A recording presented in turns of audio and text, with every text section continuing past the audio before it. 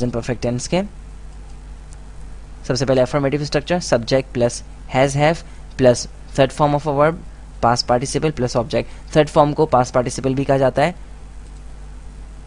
I have finished my homework, मैं अपना काम ख़त्म कर चुका हूँ, अपना होमवर्क ख़त्म कर चुका हूँ। She has pass the examination, वो इम्तिहान पास कर चुकी है। यहाँ पर जो आपको ये 8 नज़र आ रहा है, एक्चुअली ये 8 नहीं है, इसका मतलब है third form of a verb. Negative structure यानी कि इनकारिया जुमले के स्ट्रक्चर पे हम साख पे नज़र डालेंगे। Subject plus has have plus not plus third form of a verb plus object. I have not finished my homework, मैंने अपना होमवर्क मुकम्मल नहीं किया है। She has not pass the examination, उसने एग्जामिनेशन पास नहीं किया है। इंटरोगेटिव यानी कि सवालिया जुमले has have plus subject plus third form of verb plus object. Have I finished my homework, क्या मैंने अपना काम मुकम्मल कर लिया है, क्या मैंने अपना होमवर्क मुकम्मल कर लिया है। Has she pass the examination, क्या उसने अपना इम्तिहान पास कर लिया है। अब हम एक अहम चीज़ पे नज़र डालेंगे, वो ये कि जो लोग उर्दू से अंग्रेज़ी तर्जुमा करके सीखते हैं वो तो बड़ी मुश्किल में फंस जाते हैं। अब सबसे बड़ा मसला उनके लिए होता है कि भाई ये हैज़ हैव जो यहाँ पर इस्तेमाल हो रहा है उसके क्या मायने हैं। मैं आपको बताता हूँ, आपने बहुत जगह ये चीज़ देखी होगी, उर्दू किताबों में भी आपको भरमार मिलेगी इन चीज़ों की, और बहुत सारे टीचर्स भी आपको ऐसे मिलेंगे जो आपको इस तरीके से टेंसेस सिखाने की कोशिश करते हैं, और वो आपको ये बता देंगे जी हैज़ हैव के माने चुका है, चुके हैं या चुकी है, या वो आपको ये बता देंगे जो जुमले जो हैं वो चुका है, चुकी है या चुके हैं पे ख़त्म हो रहे हैं उनका ताल्लुक प्रेजेंट परफेक्ट टेंस से होता है। तो मैं आपको यहाँ पे एक बात बता दूँ दो टोक अल्फाज में, वो ये है कि ये बिल्कुल ही घटिया तरीका है, बिल्कुल बेकार तरीका है। इस तरीके से तो कभी भी अंग्रेज़ी आ ही नहीं सकती, और अगर इस तरीके से अंग्रेज़ी आ जाती ना आपको तो इस वक्त आप बैठे मेरा लेक्चर नहीं सुन रहे होते। तो जहन में रखें कि हैज़ हैव के माने कोई चुका है वो का है कुछ नहीं है। हैज़ और हैव सिर्फ़ और सिर्फ हेल्पिंग वर्ब के तौर पर इस्तेमाल होते हैं प्रेजेंट परफेक्ट टेंस के अंदर, और उनके कोई भी मायने नहीं हैं। तो बराए मेहरबानी आप भी अपने तौर पर कोई मायने बनाने की कोशिश ना करें, और अगर कोई शख्स ऐसा है जो आपको ये बता रहा है कि भाई इसके मायने हैं तो बिल्कुल गलत बता रहा है। जहन में रखें हैज़ और हैव के भी मुख्तलिफ इस्तेमाल हैं। हैज़ और हैव मुख्तलिफ जगहों पर मुख्तलिफ तरीके से इस्तेमाल होता है, लेकिन प्रेजेंट परफेक्ट टेंस में हैज़ और हैव का इस्तेमाल सिर्फ़ और सिर्फ एज अ हेल्पिंग वर्ब, मददगार वर्ब के तौर पर इस्तेमाल हो रहा है, और इसके कोई भी मायने नहीं हैं।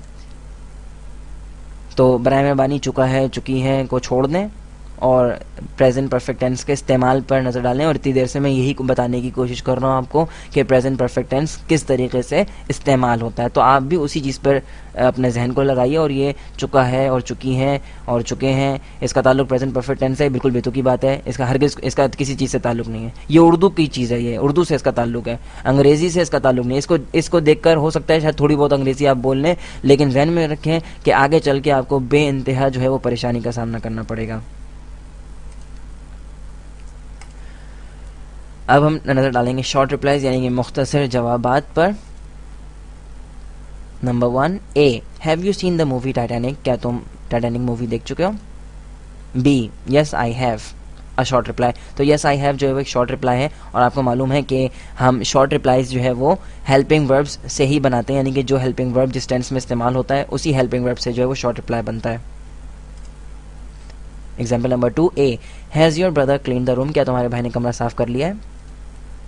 B, yes he has, a short reply. तो yes he has, yes I have, yes you have, yes they have, no they haven't, तो ये क्या है, ये शॉर्ट रिप्लाइज हैं, मुख्तसर जवाबात हैं, और अंग्रेज़ी ज़बान में मुतवातिर इस्तेमाल होते हैं। तो आपको भी मैं यही राय दूंगा कि आप भी शॉर्ट रिप्लाइज को इस्तेमाल किया करें, और ये बहुत एक अच्छी चीज़ है, इससे कन्वर्सेशन बहुत अच्छी लगती है।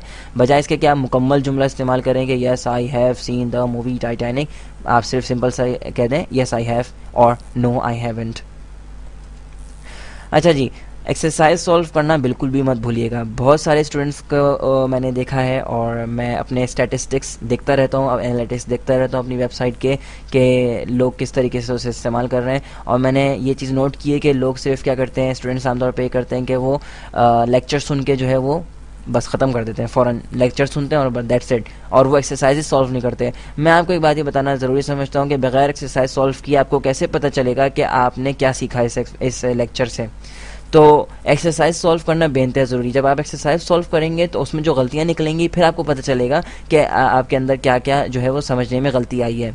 اور جب تک آپ ایکسرسائز سولو نہیں کریں گے آپ کو بالکل بھی نہیں سمجھ میں آئے گا کہ آپ کس لیول پہ ہیں اور آپ کا لیول کیا ہے. محض لیکچر سننے سے کچھ نہیں ہوتا. لیکچر تو آپ پتہ نہیں کب سے سن رہے ہیں, پہلی کلاس سے دوسری کلاس سے آپ لیکچر سنتے چلے آ رہے ہیں. ٹینسز جو ہیں وہ آپ 10 سال تک اور اسکول میں پڑھتے ہیں, پھر لینگویج سینٹرز میں بھی پڑھتے ہیں, کوچنگ سینٹرز میں بھی پڑھتے ہیں, اس کے باوجود بھی آپ کو نہیں آتے, اور اس کا سب سے بڑا ثبوت یہ ہے کہ آپ میرا لیکچر سن رہے ہیں. تو ذہن میں رکھیں کہ ایکسرسائز ضرور سولو کریں, اور اس کے لیے جو ہے وزٹ کریں میری ویب سائٹ www.atozenglish.com. اور میں ہوں فیصل سمیع اللہ. انشاءاللہ آپ سے اگلے لیسن میں بہت جلد ملاقات ہوگی. تب تک کے لیے اللہ حافظ اور اپنا خیال رکھیے گا.